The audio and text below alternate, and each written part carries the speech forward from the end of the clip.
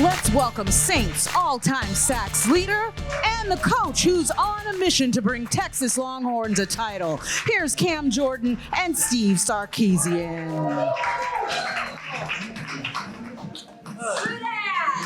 How y'all doing today? Love it, love it. Love going live. Can't mess this up. No, we can't.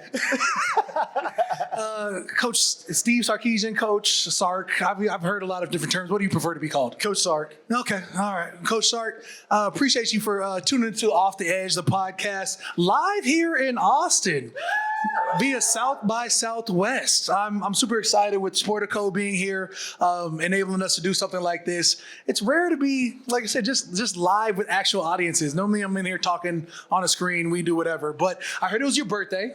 It was. You know, I'm not going to put a number out there, 51st. It was. Can you, dude? I don't feel 51.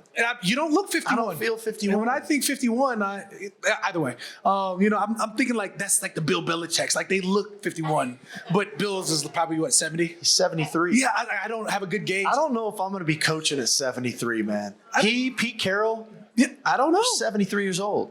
That's what I'm saying. The love of the game is always in you, though. I mean, it's what got you to UT. True. So along with happy birthday, you guys want to join in on me? I'm going to say happy birthday to you. Happy birthday to you. Happy birthday, dear Coach Sarkisian. Sure. Happy birthday to you. Great. Did you hear the Longhorns were singing a little louder? Yeah, There's a lot of Longhorns here today. Gosh, a lot of Longhorns here today. Yeah. My manager's a Longhorn, so she's a Longhorn forever, whatever that is. It's go Bears my way. As a coach, it's got to be awesome to have a head coach position like this one. I mean, you've worked for the Pack when we face each other, but now you're here. Tell me a little bit about that experience. It's been an amazing experience.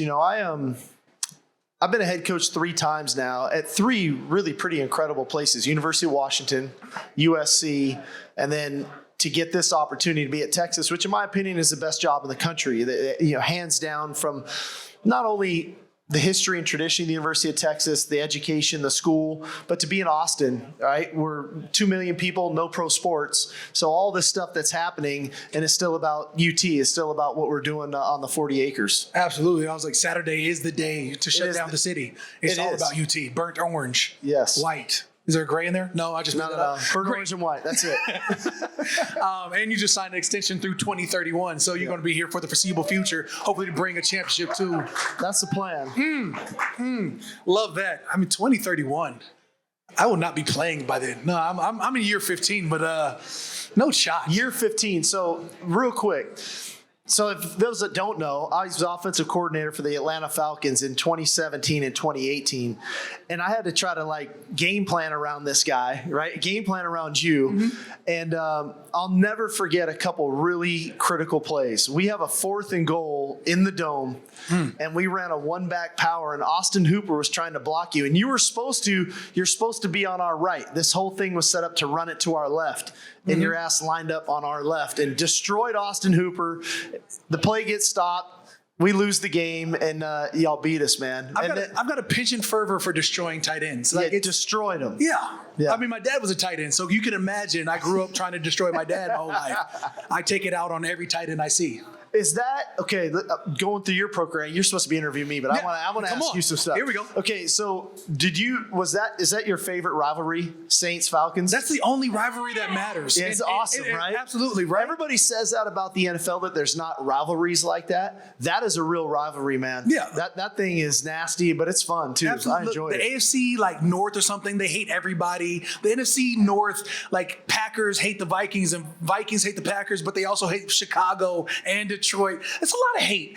I'm singularly focused here. If it's red and black, I just want to kick you. It's not your fault, but I want to trip you and not help you up. It's the 1 or 2 games a year that I'm like, screw you guys.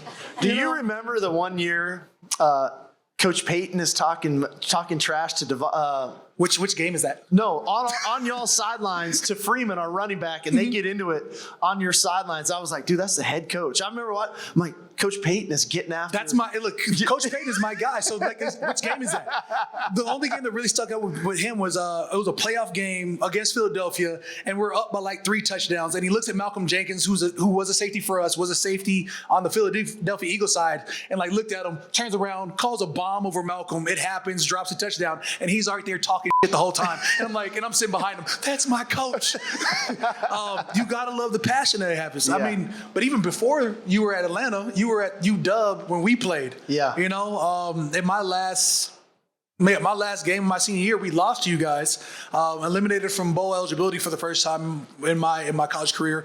It's not like I had a bad game though. You know, I feel like if we rotate, can somebody roll this tape? There was a certain play that I'm a forever remember as the last game of my college career. You know, it's like, look at this old on the right side, number 97, pre-number 94. You know, speed to power, which would be a staple for the rest of my career. We go for the tutty. You know, it's not a bad way to end a college career to lose but also score. It's very conflicting. Very conflicting. Are we going to show the last play of the game or not? I mean, again, we're not. We're not? That was it. We're going to cut that off. For everybody out there, Yeah. we get the ball down to the 2-yard line, and we're down by 3, and we could kick a field goal to tie the game and go to overtime. And we decide to go for ballsy. it. Last play of the game, we run the power play. Yep. And we score. And I think we might have stormed y'all's field. It probably happened. I don't recall that one because, you know, like I was, like I said, it was very conflicting. I scored. I was like, hurrah, me, but also, damn, we lost. Yeah. It was like overly like, hey, you know what? I'll see him in the league. Ton of respect for you, man. I appreciate that. Ton of respect. It's a real ball player. Yeah, we've had some good battles in college and in the league. Yes, I mean, yes. Yeah. So let's stick to 17 and 18. You know, when it's my favor over your way. But you know, I just want to say, as we're sitting in Austin, what makes Austin so special? And if somebody says Terry Blacks, that's not what I'm not sure. Like, I get it. You know, I got to be careful. Texas barbecue is elite, and I can't single out any barbecue spot because I can name off 4 or 5, and inevitably the 5th one's going to say. And they're going to get on me for not singling out. But the barbecue is good. You know what, Austin, what I love about this place is this. Like, it's forever growing, right? How fast it's growing, how innovative it is. I think this is a really young city. You know, there's a lot of young people. It's vibrant. It's healthy. There's a lot of cool things about it. But at the same token, like, we've got this campus, right, that's divided. There's a campus and there's a downtown and there's the capital of the state of Texas right in Austin that I think it just kind of makes it unique, right? Here's this really conservative state. Here's this really liberal city, probably the most liberal city in the state. Here's this campus, and we're all intertwined. That makes us all who we are, you know, and it makes Austinites so unique. And the fact that whether it's South by Southwest, whether it's ACL, whether it's Formula One races, whether it's the music scene, whether it's the food scene, whether it's UT football on every Saturday, there's so much to do. And by the way, the weather's awesome. So it's like we got the best of a lot of worlds going right now. That's probably why you said it's the best head coach job in the world. I get it. It's pretty good. I've literally been coming here. I've had teammates go to UT from Kenny Vaccaro, Alex Okafor, Lil Jordan Humphreys, Malcolm Roach, the most current one, Jalen Ford. And they're always great guys. I just appreciate a school that puts out good people. Yeah. You know, like, you don't have to worry about, is he pretentious? Is he a knucklehead? You're like, oh, he's actually, like, knowing who I've already known. They're good people. Big Sean Rogers would be my first UT guy. If you guys remember that name, Big Baby Rogers, 6'5", 300. I'm going to be polite and say 40 pounds. Yeah. Yeah, but I mean, UT makes quality products. You know, we got an Arizona kid, Bijan Robinson. That's right. And sadly, he's in red and black, but like, I won't hold that. And I will. It's trash. But burnt orange and white, Bijan was a problem. And love to hear it. I mean, just to think about, I guess the new face, which our connection would be Arch Manning and the Mannings from New Orleans. How about that? You know, he's. I can't say new face. He's been here for what, like 3 years, 2 years? He's going into year 3 now. Yeah. Mm-hmm. Mm-hmm. And, you know, in my mind, he's a Manning, so he's going to do well. Just is what it is. But tell me, what is Arch Manning, you know, being the new QB, and like, what does that do for the face of the program? Well, I think we've grown, right? You come in year one, just like you take over any program, and you go through those growing pains of changing a culture, trying to bring in the players that fit you, your personality, your team, your scheme, all the things. And year one was tough. We were a 5-7 football team. And you go into year two and you're like, okay, we're fighting, scratching, clawing. Bijan's like the one guy we got. We had Roshan Johnson, made like a two-headed monster. And we go 8-5. After year one, we had no players drafted. I sent 2 guys to the combine. Year two, we get 5 guys drafted. Bijan goes in the first round, top 10 picks. Everything's great. And I think a credit to the Manning family. And really, to this day, I haven't talked to Peyton or Eli about Arch. This was about Cooper and Ellen and obviously, Grandpa got involved a little. Of course, he's going to get involved. Of course he was. What? No, but at the end of the day, Archie get involved with Arch? Yeah. At the end of the day, they handled it so well, and they could see the vision of where we were headed.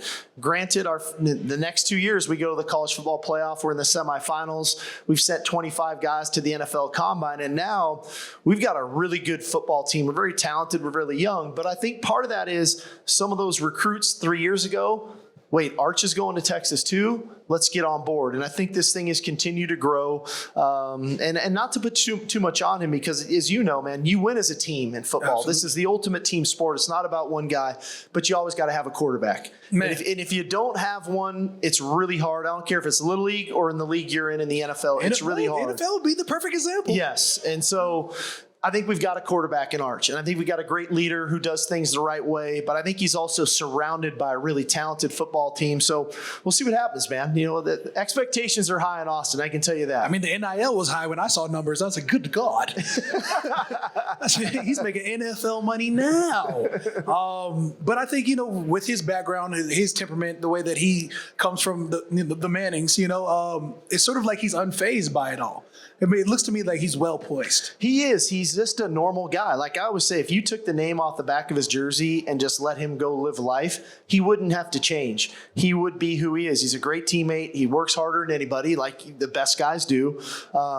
He's supportive. He cares about the little people. He cares about the big name people. It doesn't matter to him. It's who you are as a person. And in the end, I think that's kind of just his approach to life. And so I don't think it's about the money necessarily as it is, hey, I just want to be a really good player. If I can be the quarterback of the team at Texas that brings another national championship back here, to him, I think that's way more important than any of the other NIL deals or revenue sharing or any of the other stuff that goes on. I say it's been a minute. It's been, since Vince Young? Vince Young, man. Vince Young. I remember that. He was the second best player on the field that day. I'm sorry to say it. It's a Reggie Bush. Hey, it's just I can't look. I would say he was the best, but it was Reggie Bush. I'm not going to lie to you. The most electric college football player of all times to me. That day, but on that night, let me tell you something. On any given Saturday. But listen, you got to remember something. I was calling plays at USC at that time. Right. Vince Young was Superman that day. No doubt. We could not get him on the ground. We couldn't. All the way, he scored the last touchdown on 4th and 4. We couldn't get him on the ground. Oh, I remember. Again, childhood me was like, everybody wants to be like Reggie Bush in college, and then, gripes of a West Coaster, clearly from Arizona. And I was like, how do we lose to Texas? It wasn't a we thing. I'm from Arizona. I had nothing to do with that. I went to Cal Berkeley, not USC. Anyways. But just the idea of bringing a championship to Austin, what would that mean? It'd be amazing. It's been a long time coming. What an incredible run that Mac Brown had here, right? In the 2000s, how many games they won and the great players he had and got back to the national championship game and Colt gets hurt. They lose to Alabama. And then literally the program just started to I don't even know how to describe it, just kind of got stale. Let's leave it at stale. And it was like 10 years of mediocrity. And I was part of those 10 years. My first year here was not very good. And so the fact now that we've kind of swung the pendulum back, that we're one of those teams that, if you want to talk about college football, one of the first teams that come out of your mouth would be kind of the icing on the cake, right? If we can finally get over the hump. And we've been inside the 10-yard line the last 2 years to go play for a national championship and have been able to get it done, and to go watch our guys work out this morning and see how hungry they are to be the team that can do it. Yeah. I know Longhorn Nation would obviously go crazy for that, but also the journey that we've been on now going into year 5 to build this thing back to get to that point. You always, as Coach Saban notoriously says, right? Focus on the process, not the result. Right. But at some point we want a pretty good result, right? We all want that result too. We all want to be perfect. Yeah, and we all want to be a Super Bowl champ or a national champ. We all want those things. That's what we work so hard for. So it'd be amazing if we can get it done. I mean, that alone, I mean, you sort of know what it's like. You've been under greatness. You said Nick Saban earlier. I mean, you've worked with Pete Carroll, so USC, Alabama, UW. You worked with Dan Quinn over at Atlanta, which you guys, Super Bowl the year before? Year before. Yeah, so you've been around coaches that know how to coach to greatness, and you've coached great players. Jalen Hurts, who just won a Super Bowl. Matt Ryan, Quinn, who just left. You got Arch coming up. I think, what would it take? What would you say is the most important traits? Let's say the 3 most important traits necessary to achieve sustained greatness in an organization. Consistency. I think that's really critical. Always. One, you got to, let's go back. You got to set a solid foundation. What do you believe in? Right? And then once you set your beliefs, can you consistently strive towards them and focus on that, right? And whatever those are, being disciplined enough to remain consistent. So you got to have a foundation, and then you got to remain consistent through the good and the bad. Like, college football has become a lot more like the NFL now. We just played 16 games last season, and it would have taken 17 to win a national championship. And as you know, in the NFL, there's one team ever that's won every single game. And so how you bounce back from the tough loss, not get too high from the big win, and remaining consistent, I think is critical. And then, are you at your best when your best is needed? And I think that's what the great teams have. That's what the great players have. They set a solid foundation for who they are. They know who they are. They remain consistent with who they are. And then they're at their best when their best is needed. How does that happen at 18, 19, and 20 years old? The kid that I was in college could not be the player that I am today. I mean, just the idea that you're growing into a man, and to be at a program like this where you demand excellence, where you demand consistency. How does that happen? And is that coaching? Is that player? Is that? Well, I think one is the culture that you have, right? So when you come in as a freshman and you're looking up to the junior or the senior who ends up being that high draft pick, who ends up being a Thorpe Award winner, a Doak Walker Award winner, or a Butkus Award winner, and you'll be like, I want to be like that. Right. I'd love those same accolades. What did he do to get that done? That cycle of success, right? Of what are his habits? Does he go out 5 nights a week, or does he go out 1 night a week? I'm not going to be naive and stick my head in the sand and think our players aren't going to go out. No doubt. But doing it in moderation and understanding what's important. Why are you here? Is he one of the first guys in the training room in the morning, or is he the last guy coming in right before the team meeting starts? So we try to point to and celebrate those guys that do things the right way, and give them kind of a platform for the other players to be like, I want to be like him. And that's been the cycle of success that we're in now. Now, it wasn't always that way, right? I had like 2 of those guys, right? I had Bijan Robinson and Roshan Johnson. Was like, be like these two, and sometimes they're like, Coach, I don't really care if you want it or not. They need to know what it looks like, and they need to know how you do it. And then you start to recruit to people that have that mindset, not only the physical attributes, but the mindset that can think that way and that understand it and want that. If you're coming here and one of your first questions when I sit down with you in my office is, how much are you going to pay me through NIL? This isn't the place for you. That's not what we're about. Or when you get here and the next morning we're supposed to go to breakfast and you're hungover because you're out all night, this probably isn't the place for you. You're telling me who you're going to be when I get you. But Coach, it's Austin. But some of it's a test. So you've been on, what is that, 5th Street? 6th Street. Yeah, we all know about 6th Street. I have cameras set up and down 6th Street. I know everything that goes on there, okay? It's a good time. It's a good time. And again, it took me a couple years to get immune to it. I didn't say don't have a good time. In moderation, right? And I think all those things are critical because it's about what's important to you, right? What do you believe in? What's important to you? And they tell you who they are, and then it's there's a ton of great players in the country. Yeah. But not all the great players have the right mindset, the right work ethic, the right discipline that it takes to play 15 years in the NFL. True. You're joking about yourself, but Yeah. you wouldn't have been playing 15 years if you didn't have the discipline, right? That you Absolutely. put forth, the work ethic, the drive, being the teammate that you've been, the leader that you've been all those years with the Saints. And that says a lot because that was the growth that happened in college. So the fact that you've turned a program that may have had 2 or 3 guys in your first year to 25 says a lot about the coaching staff. As a player, you can be individually great, but it's the foundation, the coaching staff, the guys that really grow you, your friends, your teammates, the people that you surround yourself with that help propel you into a professional. No question. Like, it's a real simple thing, right? Team success is what promotes individual accolades, awards, and honors. Absolutely. I've never seen an NFL MVP come from a team that didn't make the playoffs, right? You don't see Heisman Trophy winners win the Heisman Trophy from teams that aren't in the top 7 or 8 teams in the country. And so the same with the draft. We went 5-7 our first year. How many guys I say got drafted? 0. The last 2 years we're in the college football playoff. I've had 25 guys go to the NFL Combine. So and we've won the Doak Walker Award the last 2 years. We've won the Thorpe Award. We won the Outland Trophy. We won the Butkus Award. So all of a sudden, when the team does well, go ahead, the talk individuals. Stuff, Coach. I know some of this stuff's going to air, so I'm recruiting here too, right? Absolutely. You mentioned how you've achieved greatness yourself. I mean, and for your former players. That being said, we have a former one of your former players, not from UT, but we'll talk about it. But roll that tape from how you've achieved greatness over the years.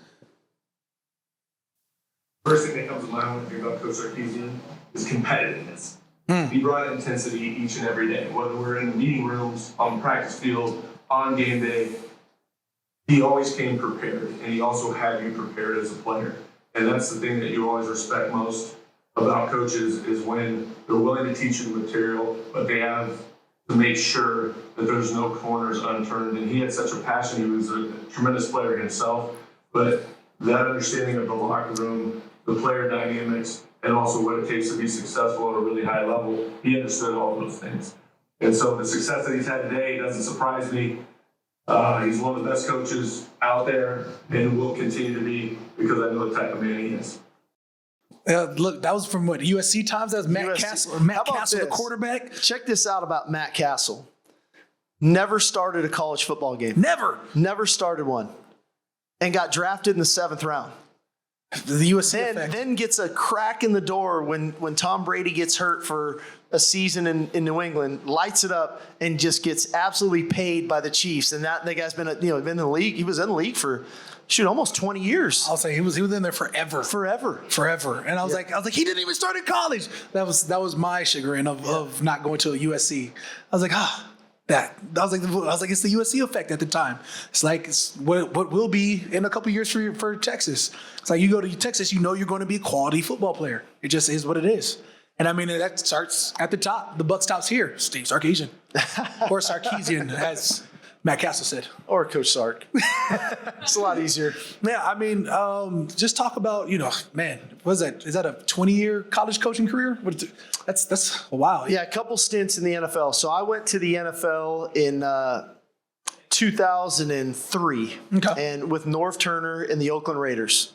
And I was there with like Warren Sapp, Charles Woodson. I mean, and we were not very good, and they were very happy. You can't drop names like Warren Sapp and say not very good. Rich Gannon was the quarterback. He gets hurt. Kerry Collins steps in. I mean, it was wild.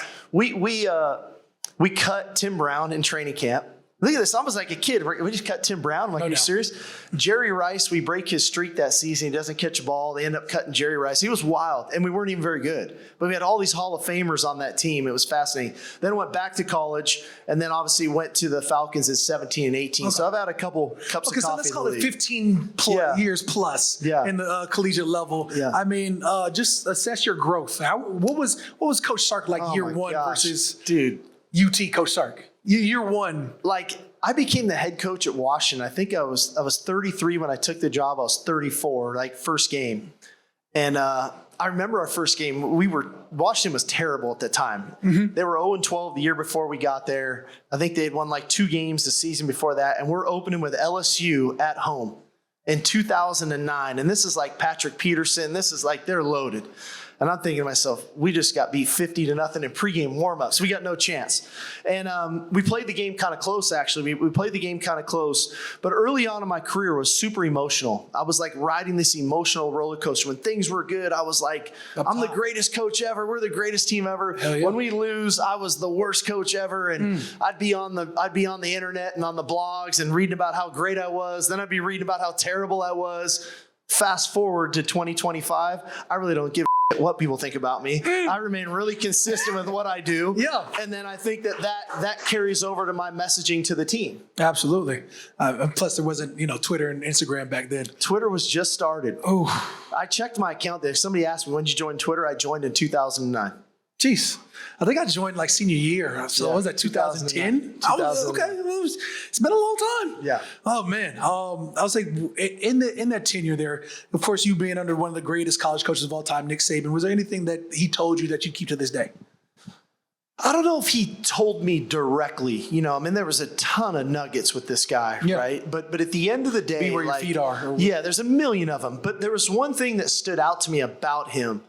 This level of he talks about discipline all the time and being a disciplined team on the field and off the field. That discipline started with him.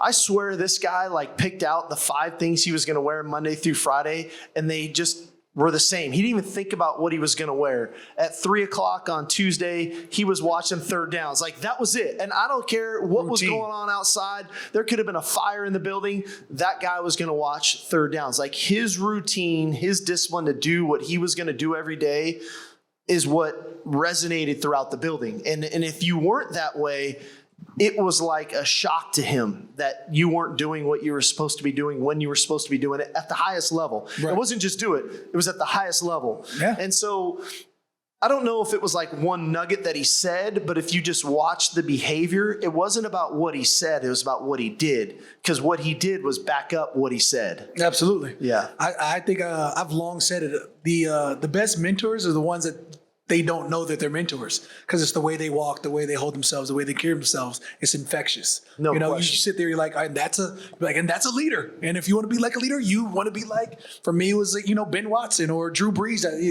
When you look at consummate pros, you're like, well, that's how you be a pro. Yeah. If we got to be the first one in and the last one out. And I was like, okay, I don't have to be the first one in. No, yeah, you do.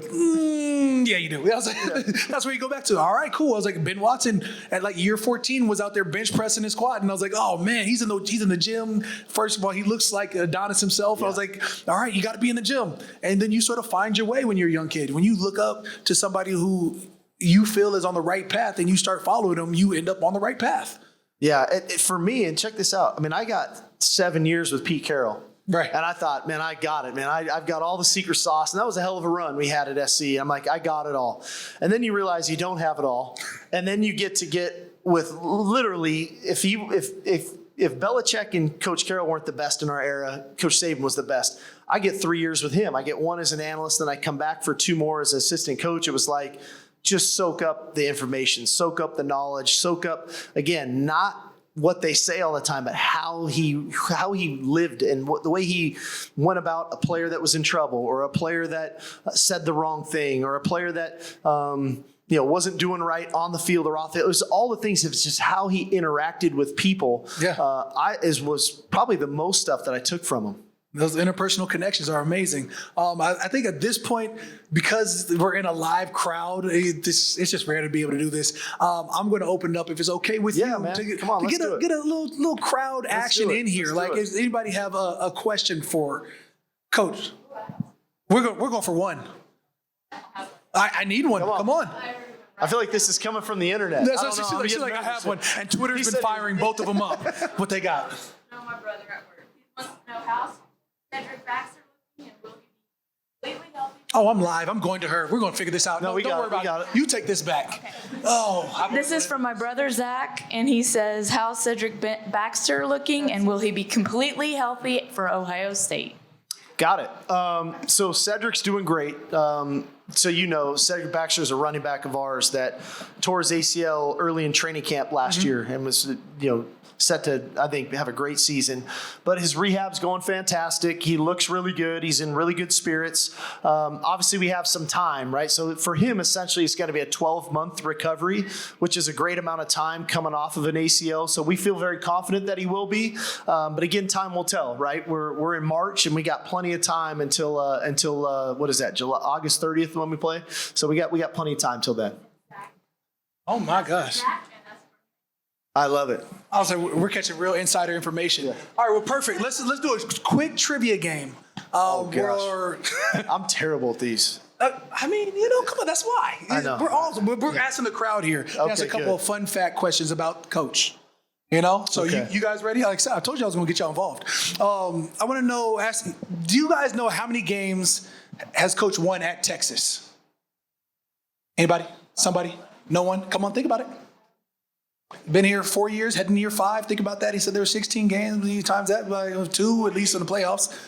Anybody want to? 48. Ooh, that's a lot. All right. Well, that's close, but no cigar. I'm gonna say it was 38-17 overall. Right. 25-5 in the last 2 seasons. Correct. 25-5. You ever want to come to Cal? You call me. 30 games in 2 years in college football. That's crazy. I mean. Yeah, that's absurd. The college playoffs are still expanding or whatever that is. I'm looking at the college landscape. I'm like, geez, these kids are going through the ringer in terms of games played. Like, you still have to be a student athlete. But that's what we're talking about spring ball. Why spring ball is adjusted now teetering too. Off. Yeah. As an old head, I'm like, how do they not play spring game? And I'm like, actually, what does that prove? Yeah. You can't get a win-loss column in the spring game. And I get it now. 15, 16, 17 to win a championship? Yeah. That's scary. Anyways, all right, let's see who's Coach's favorite NBA team. And no, it's not the Suns. That's my favorite team. Lakers. That's right. Wow, off the bat. I'm a Laker hater by nature. Are you serious? I just said I was a Suns fan, so think about my childhood. I was distraught. Steve Nash, and we didn't get it done. Yeah. We ripped y'all hearts out. That's what I'm saying. Kobe ripped y'all's hearts out. I grew up like Twin Towers guy, and then San Antonio beat the Suns. I was like, screw you guys. And then the Lakers beat us in the semi-conference finals, and I was like, I became a Laker hater. So, it just is what it is. You're a Laker guy. Die hard. Luka Doncic guy. I'm like, go all the way back. I'm like Magic, Kareem, Worthy. Yeah. And I've been riding that. I've been riding Showtime ever since. Dang. Yeah. All right. Well, I'm fine, I guess. Bad loss to the Nets, though, the other night. I still rock my son's Shaq jersey. You got to hold on to the big guys.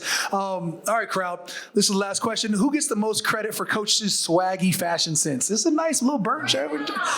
I didn't know. You said, I heard wifey, so that was a plug-in. Yeah. For sure. I'm not even going to let you answer that. That's got to be it. That's it. I appreciate you tapping in with Off the Edge, the podcast. Guys, it's been real to have a live audience. It's been amazing. Coach Sark, you've been amazing. Much respect.